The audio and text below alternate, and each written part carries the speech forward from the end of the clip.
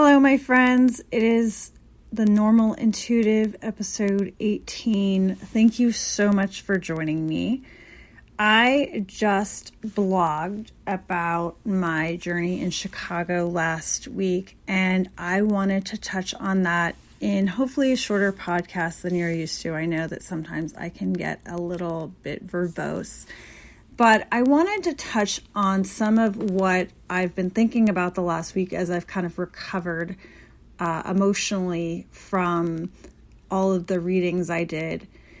And so I want to get right in, but first let me introduce myself to those that are just joining me for the first time. My name is Nancy. I call myself the Normal Intuitive because despite being a psychic medium and connecting with those that have passed on and being able to talk about your future, I am a mom of two living children, one in spirit. I am a spouse of 11 and a half years.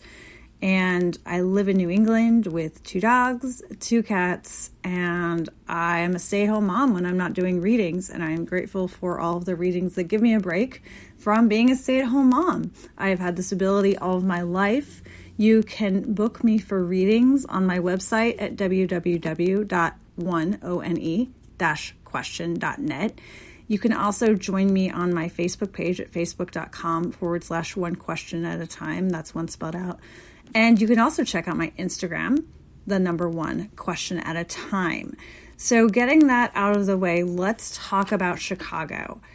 Thank you so much for allowing me to go. That's the first and foremost thing that I have been feeling this week is just an incredible amount of gratefulness when I haven't been sleeping the sleep of the righteous. No kidding, I have been sleeping like 11 hours of night. I've been taking naps during the day. And I have just been physically exhausted. And a couple days ago, I actually surmised that something was physically wrong with me. Maybe I needed to go to the doctor.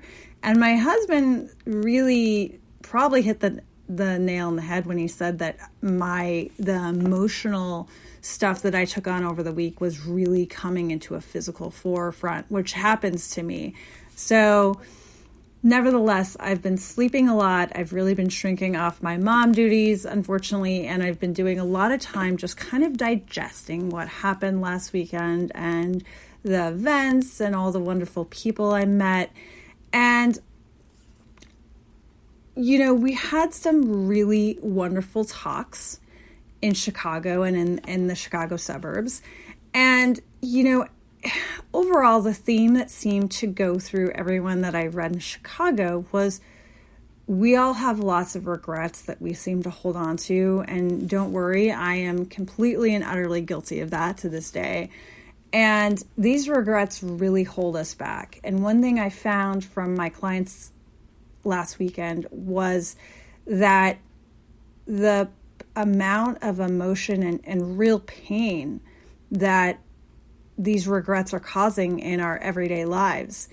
And there's a real fear with letting go of what we thought we were supposed to do and kind of jumping off the cliff. And I saw that again and again where people were presented with opportunities where the universe was clearly sending signs that, you know, you needed to take that chance, but there was so much fear. And it came from past experiences, which may not have worked out so well and kind of made people shrink back. When the universe presents you with an opportunity, it's going to take care of you. Is it going to end in rainbows and butterflies? Maybe not. I can't guarantee you that every opportunity that from the signs you get from the universe is going to end up amazing. But what I can tell you is that whatever happens, the universe is in charge and it's going to take care of you. And you aren't going to end up desolate and alone. And if you do, then you're going to learn a whole bunch from that. So if there are chances, there are opportunities that are calling your name, and I'm speaking to a few people in particular from clients from last weekend, please take those opportunities. Don't hesitate. Let this be your sign that it is time to take them. And it's scary as hell to jump. When I started this website, I thought I was going to land flat on my face. And I remember thinking, well, at least I have my marriage and at least, I have my kids still, like at least that's going to be intact so that when everyone starts rejecting me and calling me crazy and calling me a heathen and the devil, at least I'll have my kids and my husband, and at least I can count on that. And that, I guess that was kind of the comfort that I gave myself, because I just thought I was going to fail. I mean, I had no clue that this was going to work out the way it was, but we're not supposed to. If you had told me back in January that I was going to have the successful website, one-question.net, and I was going to travel to Chicago, and 2 weeks I'm going to be in New Braunfels, Texas, and I was going to have these opportunities back in January, I would have said, you have two heads, you don't even know what you're talking about. I would have laughed at you. And the thing is when the universe wants to give us those opportunities. Trust me, coming from the other side of that, there are opportunities waiting for you, but you have to be willing to jump. You have to be willing to risk rejection and what people are going to think of you, and risk challenging your own ideas. And maybe it's religious ideas, or maybe it's your political ideas, whatever it is, you have to risk challenging those ideas about yourself. And some of those are core beliefs. Even in my own experience through creating this website and having these clients, it's made me challenge things about growing up. And I had no clue that the effect that this business would have on my entire life, but it has completely changed my life. And that's freaking scary. And I can understand why people don't want to jump, but you're never going to get anywhere unless you jump. And when you have walls up, you're not going anywhere fast. I referenced that this last week I felt like a sloth. I have been moving so slow and I haven't really been going anywhere. And when you have walls up and when you're not wanting to take those jumps, you are moving and growing emotionally and intellectually and spiritually at a sloth's pace, at a snail's pace. But when you trust in God, in the universe, and you say, I know you have my back, I know that the universe is going to take care of me, and you jump, amazing things will happen. And you can say it's because of faith. You can say it's luck, whatever it is, but in the end, it's truly God or the universe, whatever you want to call the higher being that is, that we are all a puzzle piece of.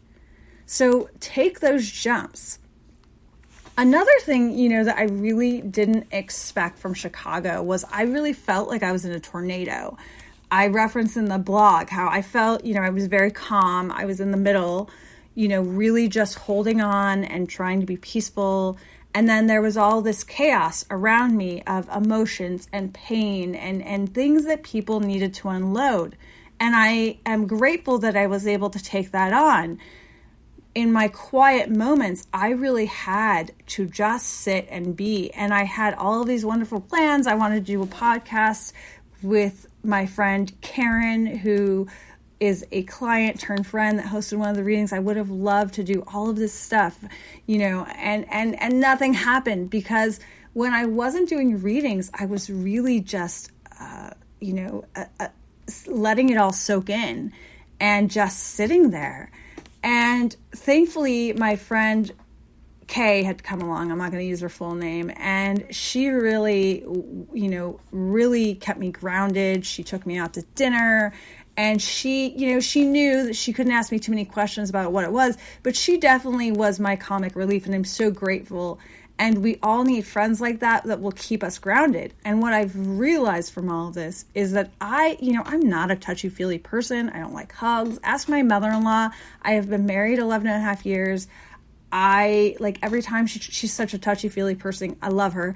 But, she comes in for a hug and I go, whoa, I've been married 11 and a half years to your son. I'm not at that level with you. And it's funny, but because I have such a love for her, and she knows she doesn't take it personally. But lately I have been such a need for that physical touch from people and from people that truly do love me as is.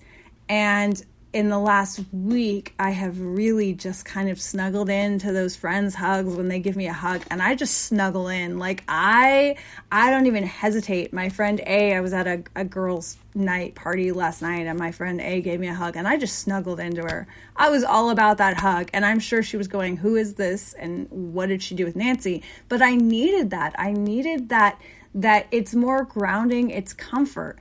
And I think that we really try, so many of us try so hard to be strong, and, we don't need other people, and we don't need, we can do everything on our own. But, at the end of the day, if you allow yourself to get to that point of vulnerability, a hug feels so darn good. Being touched is such a reminder of human existence, of being alive, of coming back to that present moment.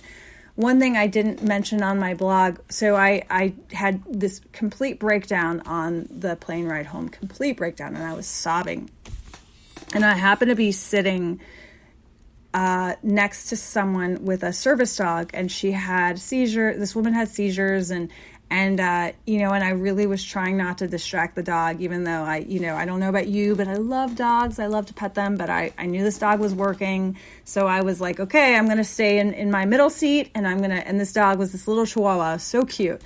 So I was just sobbing, and my friend Kay rubbed my back, and I put my head down on the tray table, and all of a sudden I felt this nuzzling from the dog. And full disclosure, I've been known to read animals, and especially the more intuitive I am, the more I'm open, the more it comes. And I had just gotten done telling my friend Kay, I am so full on reading people. I am so exhausted, I cannot read anyone else. So I'm sitting there with my head down on the tray table, just really recovering from sobbing. And this dog starts nuzzling me. And without even thinking about it in my head, I push the dog away. This dog needs to work. I kind of look up a little bit. His owner is peacefully sleeping, and okay, but no, the dog's working. So I put my head down again. The dog nuzzles me again. And I said in my head firmly, no.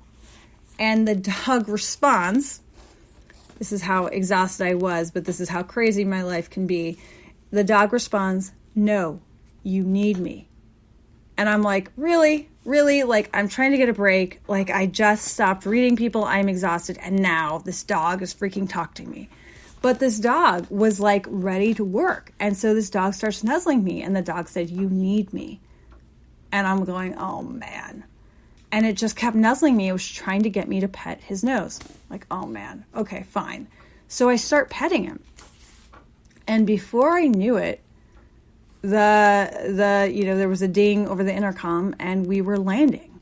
This dog knew that I needed comfort, and I fell asleep petting him.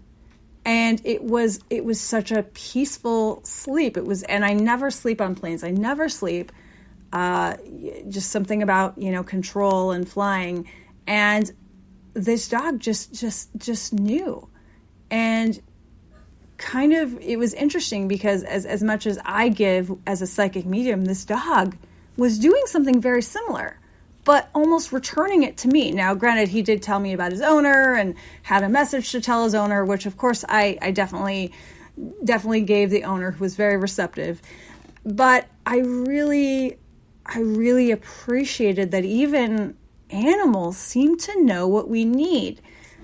How many times when you're sad has your cat or dog come up to you, or when you're sick, have your animals come up to you and just purred or just wanted to be pet? It's like they intuitively know, and they do intuitively know what they need. And it's that connection. I read a fact the other day that a dog, if you meet a dog's eyes for 10 seconds, it creates some crazy amount of serotonin in a dog's brain. Like, you are able to give this dog so much happiness just by looking at it in the eye and just by sending that love. And so they try to give it back to us. They really do. And here was this dog that, I think I had pet in the beginning of the flight when I was asking its owner, okay, if you have seizures, what do I need to do? What do I need to be aware of sitting next to you so that I can make sure and do the right things? What's the dog going to do? And meanwhile, the dog was like, I can take care of you